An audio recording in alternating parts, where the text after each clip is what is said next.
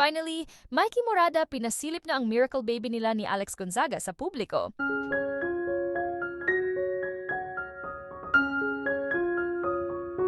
Tila nitong March 15, 2026 usap-usapan sa mundo ng showbiz ang kapamilya actress na si Alex Gonzaga matapos mag-viral ang iniintrigang viral photo nito na inupload lamang kamailan sa social media kasama ang asawa nitong si Mikey Morada, kung saan mapapansin umano sa tiyan ni Alex na tila may pag-umbok at tila nananaba ang mukha ni Alex na animoy buntis na.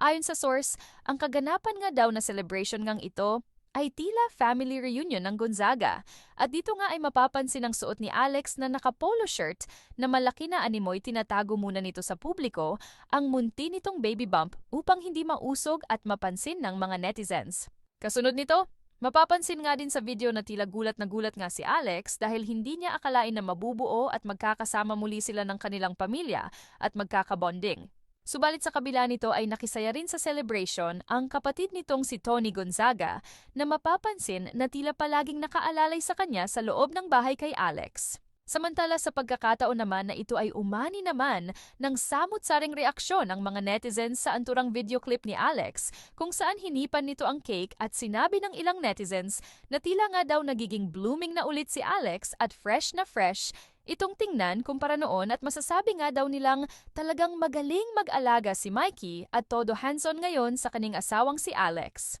At sa huli nga ay dito na nila napansin ang baby bump ni Alex na animoy 4 months ng buntis. Kaya naman sa huli ay umani naman ng samut-saring reaksyon dito ang mga netizens at in advance ng batiin ng actress kahit wala pa itong kumpirmasyon na announcement sa publiko. Samantala sa mainit na issue na ito ay pinatilihan namang manahimik ni Alex sa publiko upang pangalagaan ang kaniyang pinangakong privacy life, upang mamuhay ng normal at makaiwas sa stress upang di makaapekto sa kaniyang pagdadalang tao.